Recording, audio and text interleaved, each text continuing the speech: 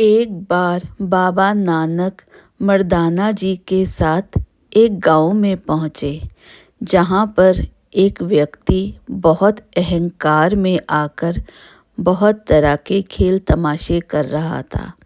उसे देखकर बाबा नानक चुपचाप वहाँ से चल दिए।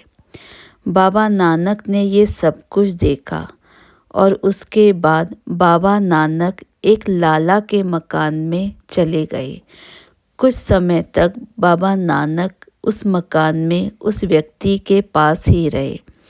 उस गांव में बाबा नानक ने अहंकार दमन और परोपकार का अद्भुत चमत्कार दिखाया कि किस तरह अहंकार कितने बुरे हैं और परोपकार करना कितना शुभ है। यह देखकर वहाँ के लोग दंग रह गए। बाबा नानक लाला के मकान में ठहरे हुए थे। कुछ समय बाद एक फ़कीर वहाँ आया। उस फ़कीर ने नीचे से आवाज़ लगाई, मैं भूखा हूँ, मुझे कुछ खाने पीने को मिले। लाला जी का छोटा पुत्र गुरुबख्श रोटी व पानी लेकर नीचे गया और उसको भोजन दिया। भोजन खाकर व पानी पीकर उस फ़कीर ने बच्चे से कहा कि मुझे लोटा दे दो।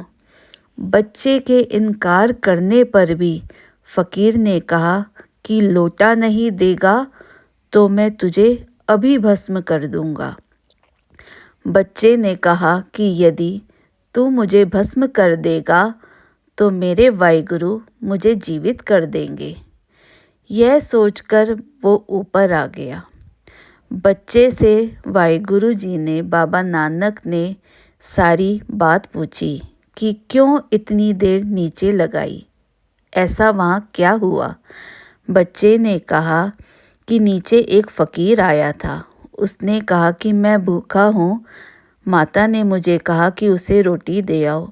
रोटी के साथ मैंने उसे जल भी दिया, उसमें एक लोटा भी था। उसने कहा कि खाने के साथ मुझे ये लोटा दे दो। अगर तुम मुझे लोटा नहीं दोगे तो मैं तुम्हें भस्म कर दूंगा। तो बाबा नानक मुस्कुराए। बाबा ने कहा, फिर क्या हुआ? तो बच्चे ने कहा कि मैंने उससे कहा कि अगर तुम मुझे भस्म कर दोगे तो मेरे नानक मुझे दोबारा जिंदा कर देंगे। तो बाबा नानक मुस्कुराए। बाबा नानक ने कहा कि उस फ़कीर को ऊपर बुलाओ। बच्चा नीचे गया और फ़कीर को ऊपर ले आया। फ़कीर से बाबा नानक ने कहा कि कहो फ़कीर, क्या चाहते हो? तो फ़कीर ने कहा कि यह मुझे लोटा दे दे, बस मैं इतना ही चाहता हूँ। बाबा नानक ने कहा कि लोटा तो उसके माता पिता से पूछकर मिल सकता है। शेष रही भस्म करने की बात, तो यह लीजिए, बच्चा आपके सामने खड़ा है और इसे भस्म कर दीजिए। बच्चा उसके सामने खड़ा कर दिया। उस फ़कीर को बड़ा क्रोध आया। उस क्रोध में आकर वो अपने हाथ पर कुछ पढ़ने लगा। जब मंत्र पूरा हुआ तो उस फ़कीर ने वो मंत्र बच्चे पर फूंक दिया, लेकिन मंत्र का कोई प्रभाव ना पड़ा। तब बाबा नानक ने कहा कि क्या हुआ, कुछ मंत्र का प्रभाव क्यों नहीं पड़ा? तो फ़कीर देखता ही रह गया कि मेरे मंत्रों का प्रभाव क्यों नहीं हुआ। तब बाबा नानक ने मंत्र पढ़े और अपनी प्रभावशाली में बाबा नानक ने उस फ़कीर को कहा कि साधु को कभी भी अहंकार शोभा नहीं देता। मालिक की भक्ति करो। फ़कीर को तो भक्ति का धन जमा करना चाहिए, ना कि क्रोधवश आकर इन छोटी छोटी बातों में अपनी कमाई को समाप्त करना चाहिए। अहंकार तो पहले से ही हमारे भक्ति के धन को शीघ्र खाली कर देता है। हमारा अहंकार हमें बर्बाद कर देता है। भक्ति को हमेशा सुरक्षित रखना चाहिए। इसमें क्रोध से बचने की बहुत आवश्यकता है।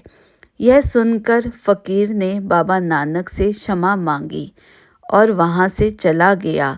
उसके बाद बाबा नानक ने वहाँ खड़े सब लोगों को यही कहा कि परमात्मा की जो भक्ति करता है वो निमाणा बनकर रहता है।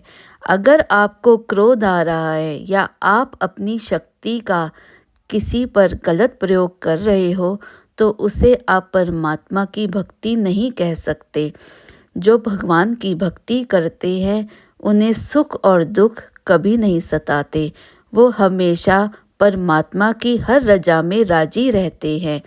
इसलिए छोटी छोटी बातों पर क्रोध कर कर किसी को अपने आप से नीचा समझना परमात्मा की भक्ति का निरादर करना है।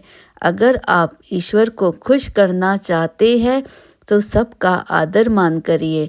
आपको अगर किसी चीज़ की ज़रूरत है तो ईश्वर के दरबार खुले हैं।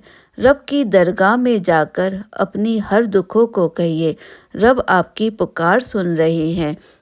लेकिन गलत राह पकड़कर और अपनी भक्ति का गलत इस्तेमाल कर कर लोगों को दुखी व अशांत करना, लोगों का हक खाना, इसे रब मंजूर कभी नहीं करता। इससे आप मालिक की दरगाह में सम्मान नहीं पाएंगे, सम्मान की जगह आपका अपमान होगा।